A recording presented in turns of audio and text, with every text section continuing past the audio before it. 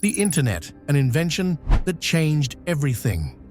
It all began in 1969 as part of a research project, and by the 90s, it became a global sensation.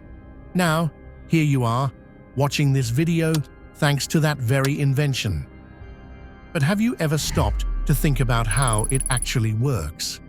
The video you're seeing right now traveled thousands of miles through data centers, cables, and servers to reach your screen. Join us as we dive into the remarkable journey of data across the web. It's more incredible than you might think. The video you're watching right now, stored in a data center thousands of miles away, traveled an astonishing path to reach your device. While satellites might seem like an obvious way to transmit data, they're not the most efficient.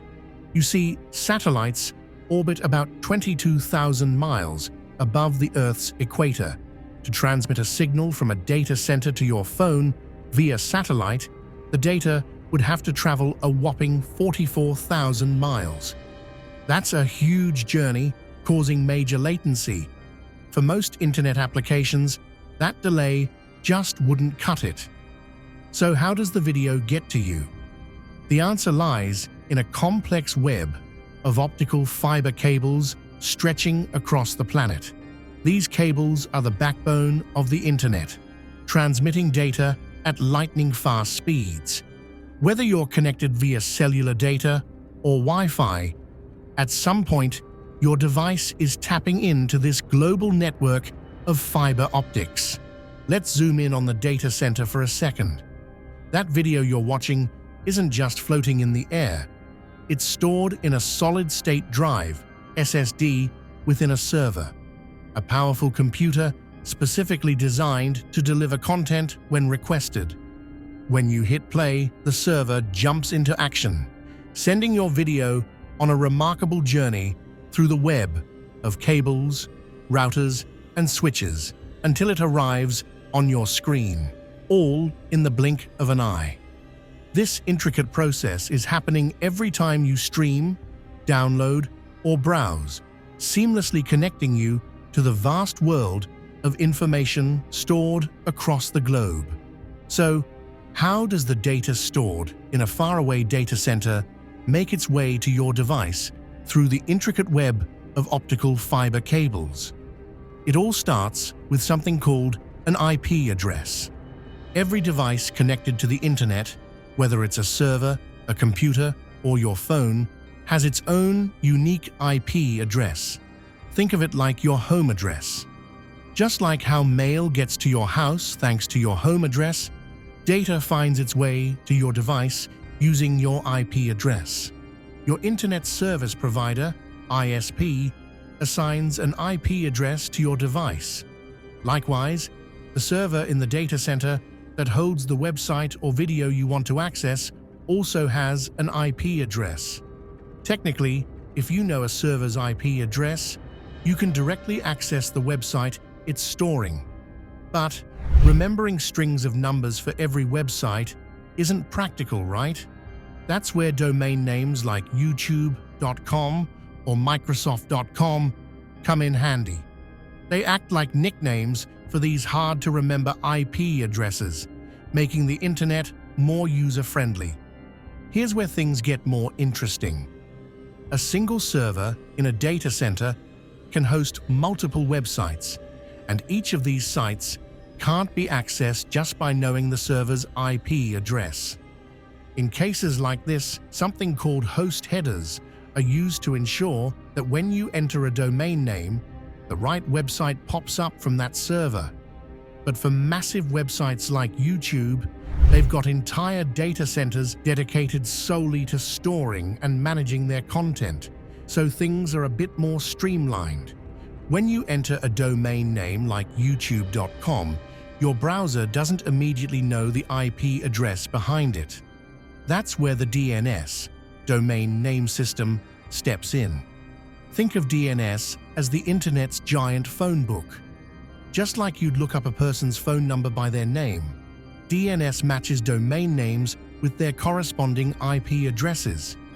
Your internet service provider or other organizations manage these DNS servers, ensuring that when you type in a website, it's connected to the right IP address. So, let's recap this whole operation. When you enter a domain name in your browser, it sends a request to the DNS server to fetch the matching IP address. Once it gets that IP address, your browser forwards the request to the data center that holds the website. The server inside that data center then sends the website's data through the optical fiber cables until it lands on your screen. When a server receives a request for a website, the flow of data begins. This data is transferred in digital form through optical fiber cables, specifically as light pulses. These light pulses often have to travel thousands of miles through rugged terrain, across mountains, and even beneath the ocean. Global companies lay and maintain these vast networks of cables, which act as the backbone of the internet. Take a look at how it's done.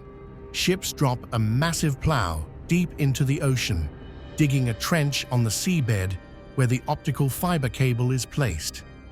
These cables, stretched across the sea floor, carry data all the way to your doorstep.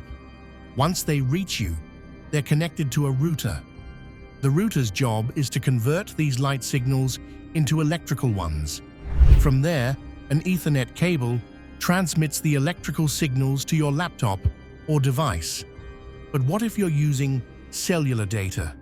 In that case, the signal moves from the optical cable to a cell tower, and from the cell tower to your phone as electromagnetic waves.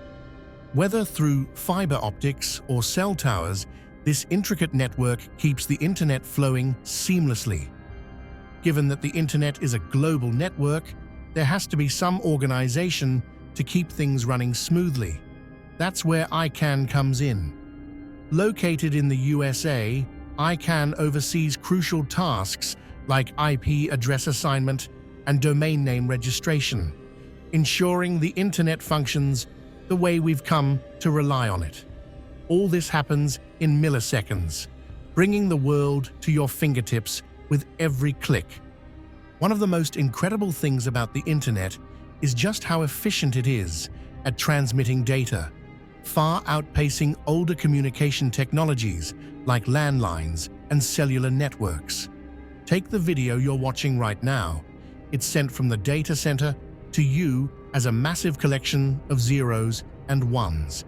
But instead of sending it all in one go, these bits of data are chopped into smaller chunks called packets, which is what makes the internet so fast.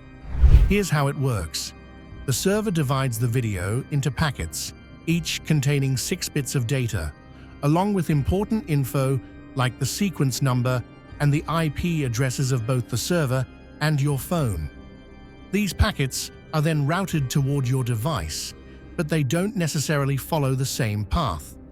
Each one takes the best available route at that moment. Once all the packets reach your phone, they're reassembled in the correct order using the sequence numbers. If any packets get lost along the way, your phone automatically sends a request to have them resent, ensuring the video plays without a hitch. It's like a well-organized postal system, but imagine if the senders didn't follow the rules. Letters wouldn't reach their destination. Thanks to the structure and efficiency of the internet, though, those tiny packets of data make their journey seamlessly, bringing you this content in real time. Now, in the world of the internet, protocols are what keep the flow of data packets organized and efficient. These protocols are like rulebooks that manage everything, from converting data packets to attaching the source and destination addresses, and even setting the guidelines for routers. Depending on the application, different protocols come into play, making sure everything works smoothly. Protocols dictate how technology operates, defining the ways data is shared and the amount of data that can be transferred. Both the sender and receiver must follow these rules to communicate effectively. Protocols fall into three major categories: TCP, IP, FTP, and HTTP. The foundation of the Internet is HTTP, Hypertext Transfer Protocol, which is what allows us to communicate across the World Wide Web. HTTP governs the transmission of data, like images, videos, and text across the Internet.